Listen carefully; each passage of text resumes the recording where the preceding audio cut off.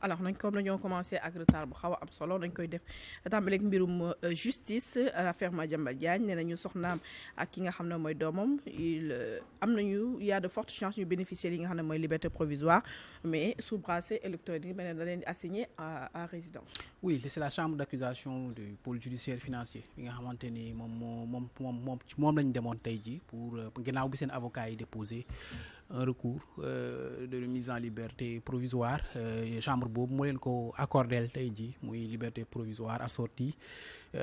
du port d'un bracelet électronique maintenant nag liberté bi c'est pas encore effectif parce que parquet bi am na 6 jours maanaam procureur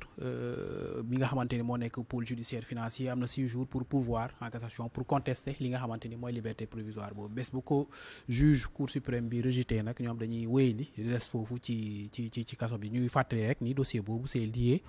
dossier bi nga xamante ni moom la ñuy toppee Madiambal Diagne muy blanchiment de capitaux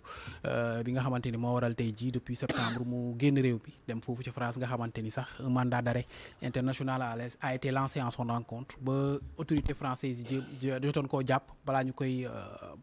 placer en résidence surveillée après ñu libéré ko ba tey jii le 3 février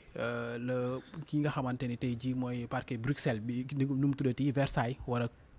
prononcé wu ci li nga xamante ni mooy extradition ou pas de Madiambal Diagne bi nga xamante ni tey jii justice sénégalaise mi ngi koy topp. alors à l'international la xew ci Venezuela ba léegi bokk na ci lu gën a fës ci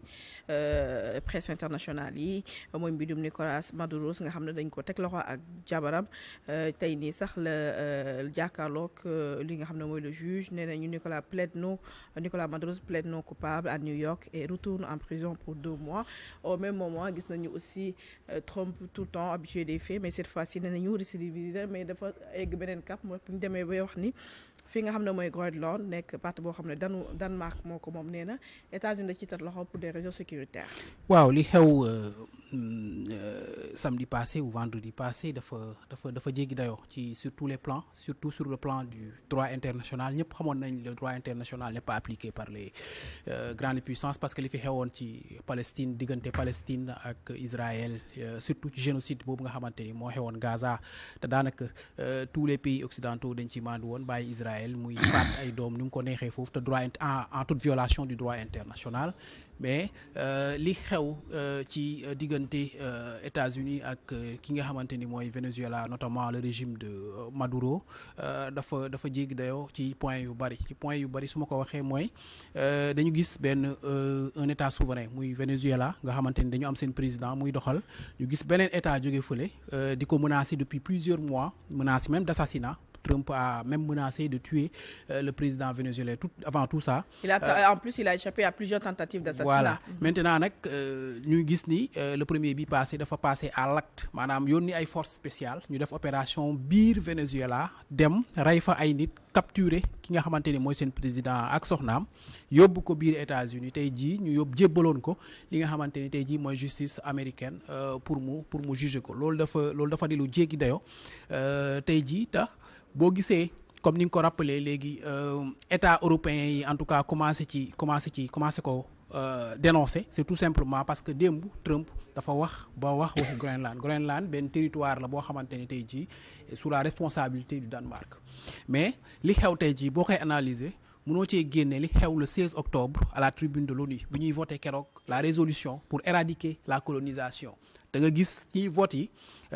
pratiquement tous les pays européens dañu voté abstention maanaam ñoom colonisation dérangé wu leen ku ko defit wala nga ñàkk ko def ñoom amuñ ci defar amuñ ci yàq loolu mu doon lu grave loo xamante ni tey jii keroog bi nga xamante ni les États-Unis et Israël ont voté contre l'éradication de la colonisation ils ont montré leur position claire c'est-à-dire que États-Unis ak Israël fi mu toll ñoom li ñu bëgg mooy coloniser ay terres te Trump depuis un certain temps discours yi muy tenir yëpp ci loolu la nekk damay nangu terres yi Canada la njëkk a waxee après mu dem Groenland neen d'ici 2 mois dañuy dem nangu Groenland donc menacé na Cuba menacé Colombie te menacé encore Iran te dëkk yi nga xamante ni tey jii ñooy dëkk yi nga xamante ni amuñu lu ñuy wax bombe nucléaire muy arme de dissuasion dëkk yooyu yëpp tey jii mën naa ne ils sont sous la menace d'une invasion soit des États-Unis ou soit d'Israël parce que c'est sont les deux seuls pays qui ont voté contre l'éradication de la colonisation le 16 octobre à la tribune de l'ONU. Maintenant les puissances yi nga xamante ni tey jii ñooy les puissances de l'Union européenne ou de l'Europe ñoom ñi nga xamante ni dañ ci abstenir woon ñëpp mooy Trump bés bu ko defee it ñoom du leen déranger parce que loolu la ñu wax à la tribune de l'ONU mooy colonisation bi déranger wu leen. Ceux qui ont voté contre c'est les états yoo xamante ni ñoo nekk Amérique latine mooy états africains yi nga xamante ni ils ont un passé boo xamante ni avec la colonisation. Bon, vu aussi l'histoire des Européens avec la colonisation. Donc ils ont voté carrément contre. Maintenant les 101 pays qui ont voté pour l'abstention mooy ñoom colonisation dérangé wu leen du tout. Donc tey jii Trump acte bi mu teg tey jii jógee dëkkam yónnee ay soldats yu dem capturer un chef d'état étranger indi ko biir États-Unis il donne par conséquent la voie libre à toutes les autres puissances yi nga xamante ni par exemple Chine dem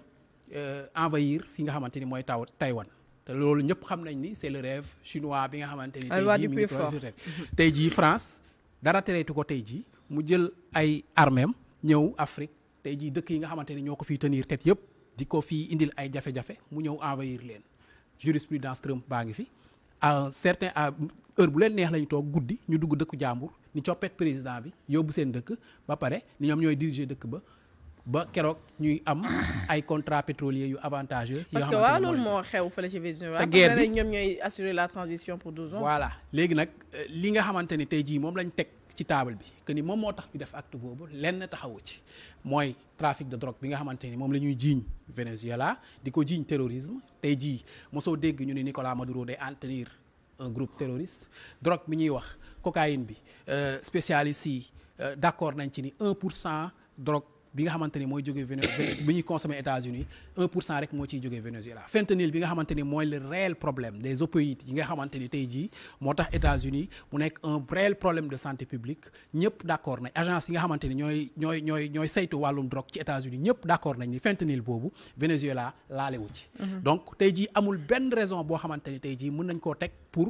expliquer li nga xamante ni te lañuy def sauf le pétrole ñu ni waaw pétrole bi mooy raison principale mais dañ koy mbubb dañ koy wutal ay mbubb bu ñu koy wutal mooy trafic de drogue bi ñuy jiiñ Venezuela mooy terrorisme bi ñu koy jiiñ ak dictature bi nga xamante ni moom la ñuy jiiñ ki nga xamante ni Maduro moom la yore woon fi nga xamante ni tey jii moom mooy dëkkam. D'accord, merci Ayob pour l'actualité internationale.